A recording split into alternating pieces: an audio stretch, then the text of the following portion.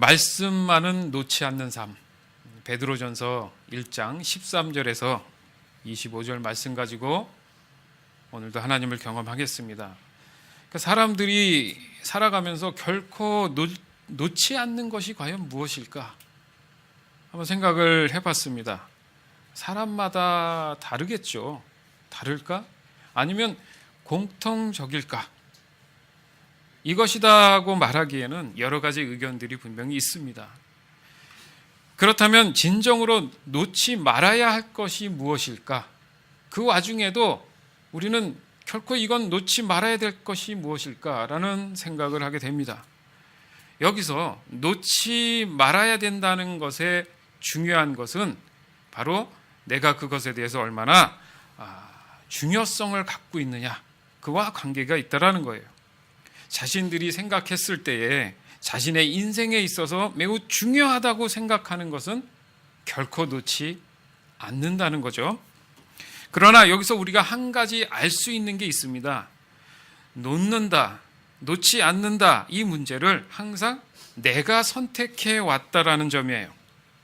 우리의 인생이라는 전체적인 그림을 봤을 때 사실 선택의 양이 그렇지 않습니까? 내가 선택하는 것보다는 선택과 관계없이 선택해야 하는 경우가 너무 많다는 거예요. 그래도 공통적으로 절대 놓쳐서는 안 되는 게 하나 있는데 그것은 먹고 사는 문제라는 거예요. 이것이 지금을 살아가는 모든 사람들의 절대 선택의 문제가 된다는 겁니다. 이 먹고 사는 문제가 너무도 바빠지면서 정말 놓쳐서는 또 놓지 말아야 할 것들을 놓으면서 우리의 신앙들이 굉장히 혼돈스럽고 흔들리는 그런 무서운 결과들을 가지고 있다라는 겁니다. 사람들 각자가 자신들이 믿고 신뢰하는 것을 항상 절대화시킵니다. 그래서 이 먹고 사는 문제가 너무도 바빠지다 보니까 자꾸 놓쳐가는 것들이 있다는 거예요. 근데 그 놓쳐가는 것 자체도 생각을 못하는 경우가 있다라는 거예요. 그러니까 사람들이 각자가 자신이 믿는 것에 대한 그 절대성을 자꾸 붙잡아 가다 보니까 정말 붙잡아야 될 것을 붙잡지 않는 경우가 생겼다는 얘기입니다.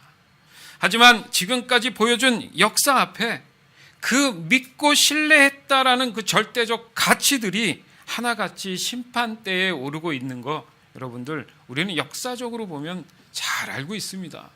그때는 그게 맞았고 절대적이어서 그걸 추종하고 따라갔죠.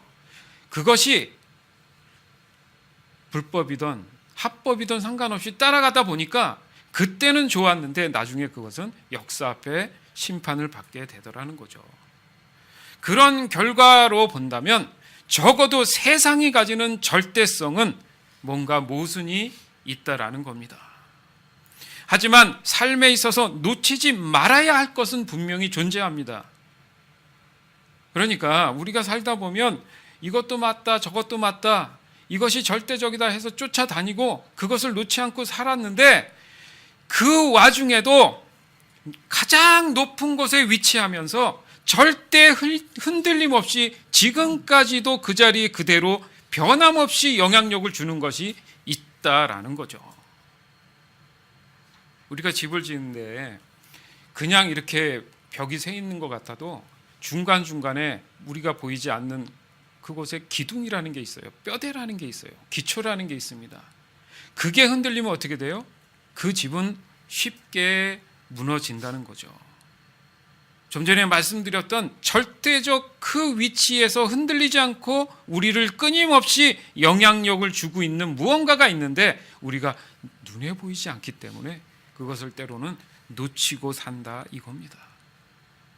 그 누구도 결국 역사 앞에서 부인할 수 없는 그 사실, 바로 최고의 절대 믿음과 신뢰가 바로 하나님의 말씀밖에 없다라는 것을 믿으시기 바라요. 그것은 변하지 않았어요. 즉 하나님의 말씀이 모든 만물의 머리가 되시고 모든 것의 으뜸이 되신다고 성경은 소개하고 있습니다. 요한복음 1장 1절에서 4절 태초에 말씀이 계셨습니다. 그 말씀은 하나님과 함께 계셨는데 그 말씀은 곧 하나님이셨습니다. 그분은 세상이 창조되기도 전에 하나님과 함께 계셨습니다. 모든 것이 그분을 통하여 지음을 받았습니다. 지음을 받은 것 중에서 어느 것 하나도 그분 없이 지어진 것이 없습니다. 그분 안에는 생명이 있습니다. 그 생명은 세상 사람들을 비추는 빛이었습니다. 아멘. 쉽게 얘기하면 하나님의 말씀은 우리의 영과 혼을 보존케 해주시는 유일한 에너지라는 것입니다. 에너지가 뭐예요? 움직이는 힘이에요. 하나님 말씀은 우리의 움직임에 대한 에너지의 근본, 기본, 기초, 모체가 된다는 얘기예요. 핵이 된다는 거죠. 그런데 어느 순간 그것을 놔버리면 어떻게 되겠냐고요? 당연히 사망이죠. 우리의 먹고 사는 그 문제를 생각하면 대부분 물질의 채움을 얘기해요. 그렇지 않습니까? 그 물질이 채워나가는 데 있어서 육체만은 누리기는 하지만 삶 자체가 고달프단 말이죠. 어떻게 보면 그 고달픔에 대한 필요들을 채워나가는 것이라고 사실 솔직히 우리가 냉철하게 볼 필요가 있더라는 거죠.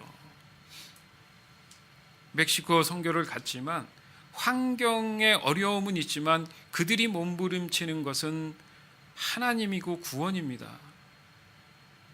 그렇잖아요? 그 와중에 살아가고 있지만은 그들 안에서는 사실 그래요. 한 끼 식사를 제공할 수는 있습니다. 그러나 그거보다 더 중요한 게 있다는 거죠. 저희 교회에도 신년이 되면은 한 번씩 찾아오는 분이 계세요.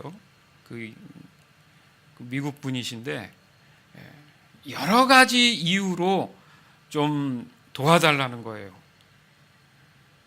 그래서 작년까지만 해도 조금 드리긴 했는데 이게 드리는 게 나쁘다는 얘기를 하고 싶은 게 아니고 이번에는 좀 마음의 기도를 해봤더니 떠오르는 말씀이 있는데 은과금은 내게 없지만 내게 있는 걸 너에게 주노니 예수의 이름으로 일어나라 이렇게 해서 일어나지 않습니까? 그래서 덕훈 형제가 묻길래 그 말씀을 인용해서 가서 기도해 줘라.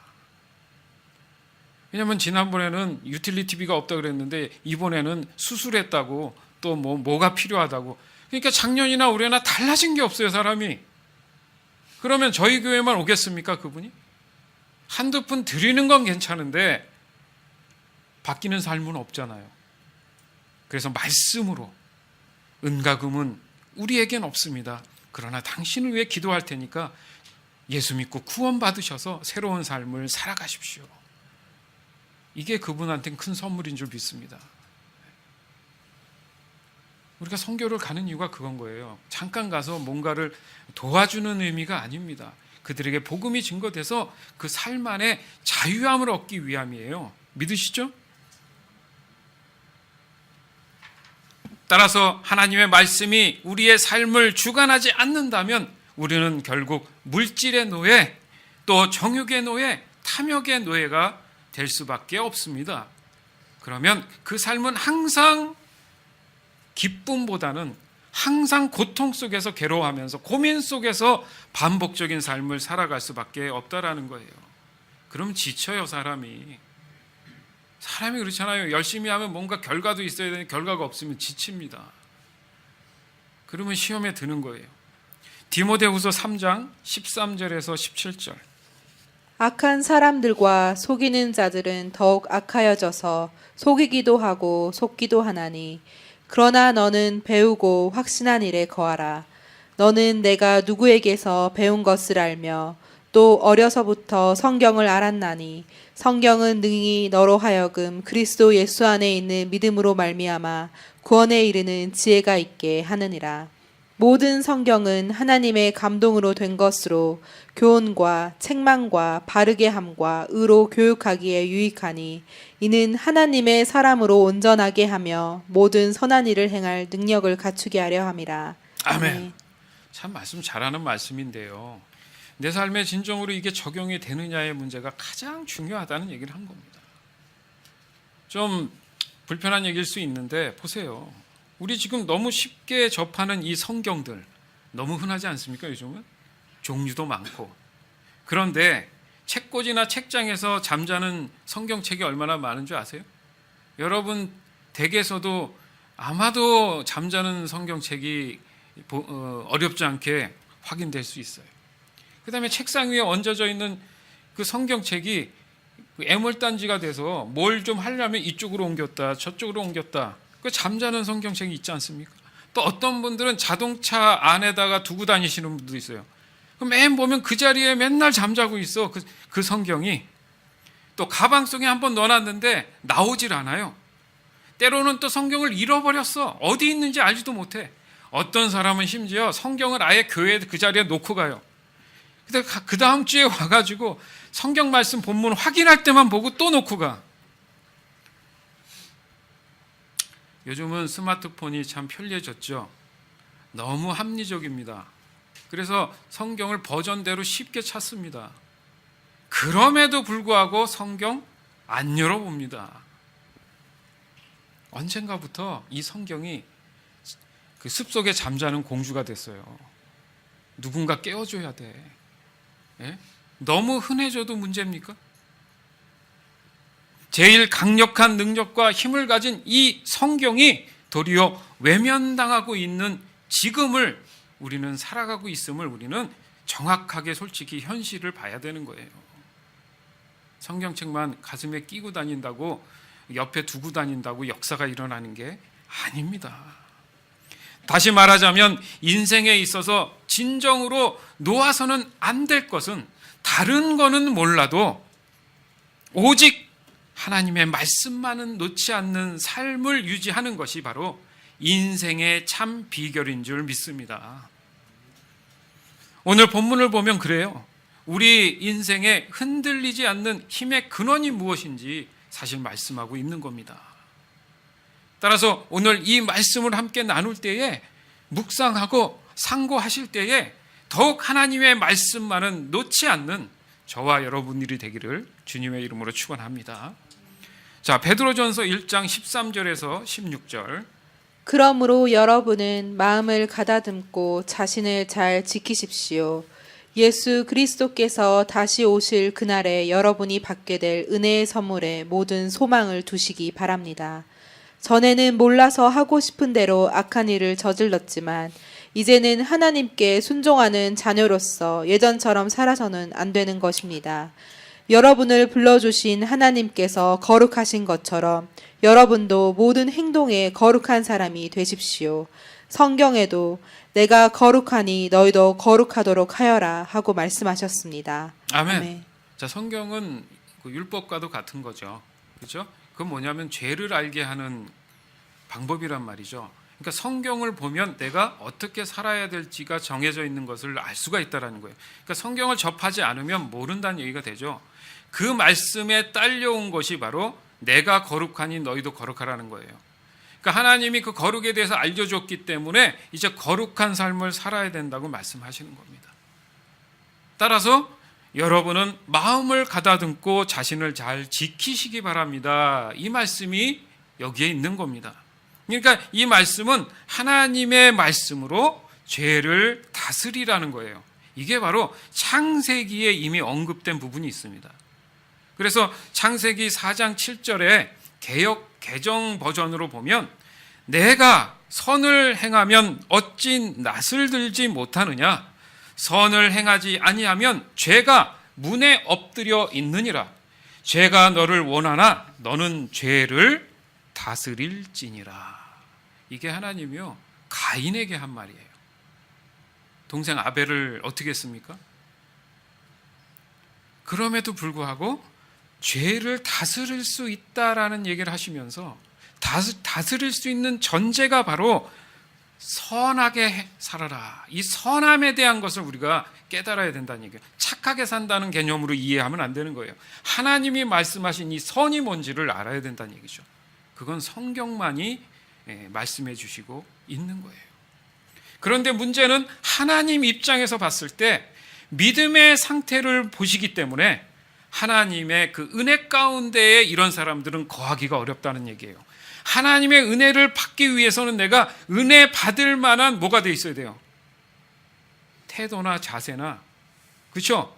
그런 상태가 세팅이 돼 있어야 하나님이 기름 부음이 들어오지. 아무나한테나 들어오면 은혜가 아니죠. 따라서 공평하신 하나님은 그 모든 것을 판단하신다는 그 점에서 우리는 무슨 경우가 있더라도 하나님의 말씀만은 놓아서는 안 되는 거예요. 그래서 날마다 말씀을 놓쳐서는 안 된다는 몸부림으로 살아가시길 바라요. 다른 건 몰라도 먹고 사는데 목숨 걸고 여러분 새벽부터 늦게까지 일하시는 거 수고 많습니다. 그걸 하나님도 뭐라는 게 아니라요. 그것도 중요한데 더 중요한 것은 내 영의 양식이 메말라 버리면 육체는 결국 죽어버리지 않습니까? 의미가 없는 거예요. 안 그렇습니까?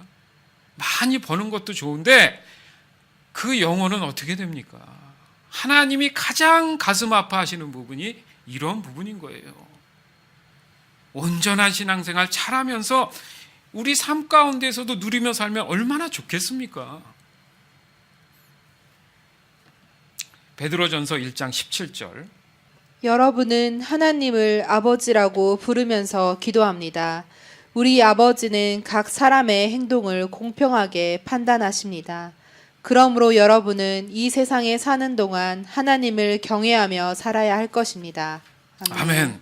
말씀하시잖아요. 여러분 기도할 때 하나님 아버지 기도하지 않아요? 목사님, 저도 아버지, 주님 기도합니다. 그렇게 부를 만한 자격이 된 우리란 말이죠. 그렇지 않습니까? 그 아버지께서 그 기도를 들으시면서 그래? 네가 나에게 기도함으로 인해서 나를 찾음으로 인해서 어디 한번 너의 믿음의 신앙생활을 한번 보자라고 하신다는 얘기예요. 그거에 따라서 우리에게 주어지는 은혜가 달라질 수 있다는 얘기 여러분 아십니까? 은혜가 없는 게 아니에요. 내 입장에서 정말 하나님이 원하는 말씀대로 행하고 살아가는지 그것에 대한 정확한 기준, 그게 선이라는 얘기예요. 그 선을 따라 내가 살아가고 있느냐의 문제에 따라서 은혜가 달라진다는 얘기입니다. 또한 하나님의 말씀이 없이 살아온 삶이라면 소망 없는 인생의 무게만을 저울질하며 살아왔다라는 거죠. 인생이 이래, 인생이 저래. 가끔 종교생활 하면서 나 잘하고 있죠? 그런 게 아니라는 거예요. 하나님은 살아계신 줄 믿습니다. 우린 살아계신 하나님을 믿는 거예요. 이런 과거의 삶에서 성령을 통한 하나님의 말씀이 우리의 삶 안으로 들어오면서 우리는 예수 그리스도의 이름으로 죄를 다스리는 자가 될 수 있다라는 겁니다. 즉 세상 풍조에 끌려다니는 삶이 아니라 도리어 하나님의 말씀으로 세상에 영향력을 주는 사람이 된다라는 거죠. 베드로전서 1장 18절에서 21절. 여러분도 알다시피 이전에는 아무 가치도 없는 방식에 매여 살았습니다. 그것은 여러분의 조상이 물려준 헛되고 쓸모없는 것입니다. 하지만 이제 여러분은 그러한 무가치한 삶에서 구원받았습니다. 아멘. 금이나 은같이 없어지고 말 어떠한 것으로 대가를 지불한 것이 아니라 한 점의 죄도 흠도 없으신 어린 양 예수 그리스도의 보배로운 피로 여러분은 구원받은 것입니다. 이것을 위해 하나님께서는 세상이 시작되기 전부터 그리스도를 택하시고 이 마지막 때에 여러분을 구원하시고자 보내주셨습니다. 그리스도를 죽은 자 가운데서 일으키시고 영광을 주신 하나님을 우리가 그리스도를 통해 믿게 되었으니 여러분의 믿음과 소망은 이제 하나님께만 있는 것입니다. 아멘. 우리가 늘 접하는 말씀이지만요. 성령이 함께 하시면 이 말씀들이 해석해서 계시로 온단 말이죠. 그런 마음가짐을 가지고 말씀을 봐야 말씀이 생명력이 있어서 역사한다는 거예요. 그냥 많이 읽고 열심히 읽는 게 중요한 게 아니라는 거예요. 이 말씀이 정말 내 안에서 깨달아지게 해 주시옵소서. 그런 마음들이 필요하다는 거죠. 그러니까 오늘 본문 말씀 같은 경우도 굉장히 심오한 의미들이 살아서 역사하고 있다라는 겁니다. 그러니까 우린 예수 그리스도를 오직 하나님의 말씀을 통해서 알게 되지 않습니까? 뭐 다른 데서 알았습니까? 사람이 들어서. 근데 넌 들은 걸 어떻게 아는데? 성경 구절을 대잖아요. 그렇죠? 그 말씀을 통해서 우리가 예수 그리스도를 알았는데 오늘 본문 말씀을 보면 바로 그 예수 그리스도를 통해서 또 하나님을 알 수 있다. 그래서 믿음과 소망은 이제 하나님께만 있다. 이렇게 고백이 된다는 거예요. 이 간단한 문장 안에 엄청난 진리가 있다라는 얘기죠. 여러분, 일반적인 세계사와 역사나 뭐 이런 데서 예수 그리스도에 대한 역사적 근거들을 찾아볼 수 있습니까? 없어요. 단 한 군데도. 예수님을 만나려면 어디로 가야 돼요? 성경으로 가야 돼요. 우리가 그 성경을 믿지 않고 믿음으로 순종하지 않는 이상은 예수 그리스도는 우리에게 실제적으로 나타나시지 않습니다. 만날 수가 없다는 얘기죠. 그러면 결론적으로 얘기하면 말씀을 믿어야 되지 않습니까? 그러면 그 말씀이 살아서 역사하려면 내가 그 말씀을 놓아서는 안 된다는 얘기죠. 삶에서. 필요하면 꺼내 쓰는 게 아니에요. 여러분 숨 쉬는 거 필요하면 쉬었다가 안 쉬었다가 한 몇 시간 있다 다시 쉬고 그렇습니까? 숨이 멈추지 않기 위해서는 숨을 쉬어야 되잖아요.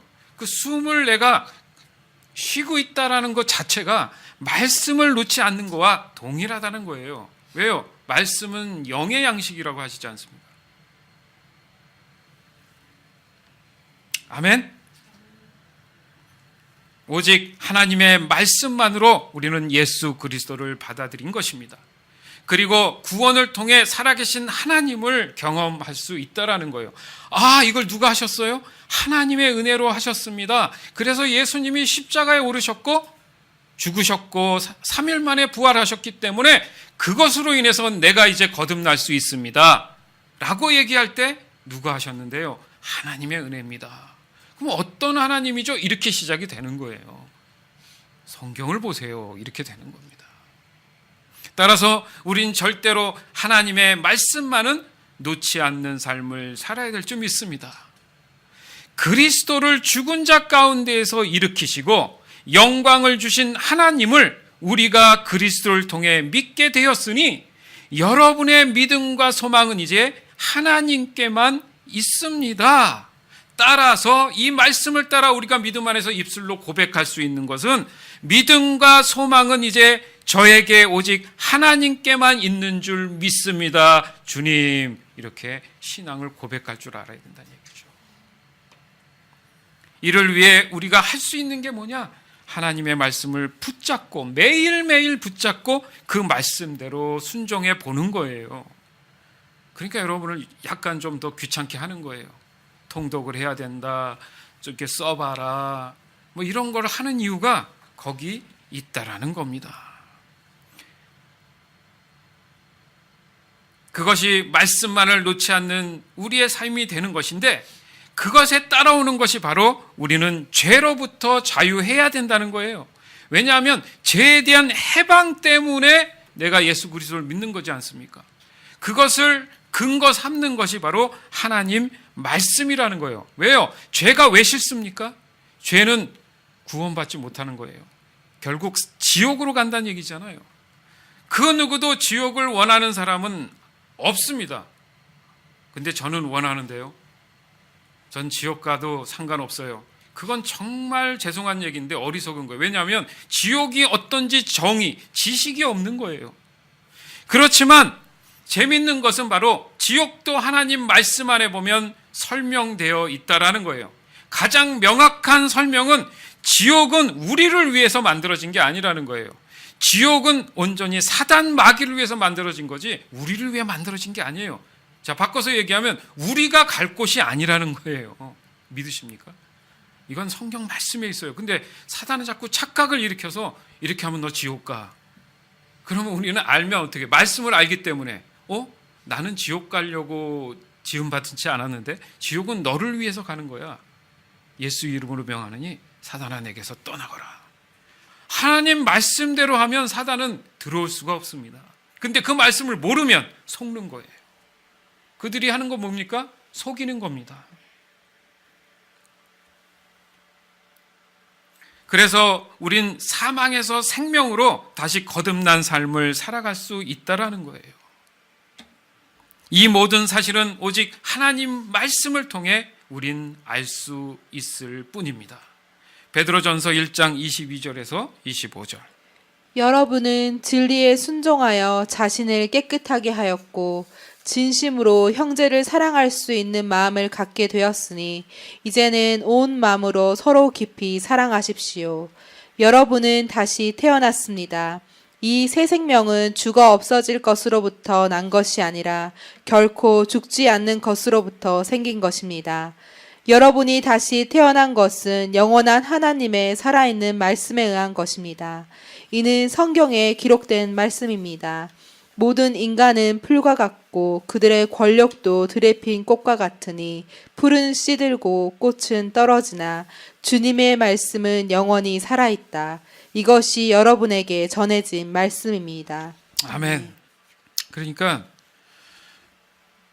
말씀을 안 보기 시작한다. 이게 다른 말로 하면 기도를 안 하기 시작한다. 이런 뜻이 돼요. 무슨 말이냐면 기도를 안 하기 시작한다는 것은 하나님과의 소통을 하지 않는다는 얘기가 되잖아요. 하나님을 찾지 않는다는 얘기죠. 자, 그러면 말씀을 내가 붙잡지 않고 있다는 것은 지금 내가 하나님을 찾고 있지 않다라는 얘기가 되는 거예요. 그리고 은혜를 구하는 것은 정말 뻔뻔한 겁니다. 우리의 삶은 하나님의 말씀으로 인해 적용되는 삶이 되어야 될 줄 믿습니다. 한번 따라 할까요? 나의 삶은 하나님의 말씀으로 인해 적용되는 삶입니다. 회복을 원하세요? 잘 되길 원하세요? 말씀으로 인해야 돼요. 말씀의 은혜가 있어야 회복이 가능한 거지 인간의 노력 안 됩니다. 하나님이 말씀으로 개입이 돼 있어야지 가능한 거예요. 말씀으로 인한 기도, 말씀으로 인한 예배, 말씀으로 인한 찬양, 말씀으로 인한 믿음, 말씀으로 인한 소망, 말씀으로 인한 사랑, 말씀으로 인한 교회, 말씀으로 인한 관계, 기타 등등 말씀으로 인한 사업, 오직 말씀으로 인한 우리의 모든 것이 되어야지만이 삶에서 오는 죄악된 것에서 우리가 자유할 수 있다라는 것을 이 시간 믿으시기 바라요.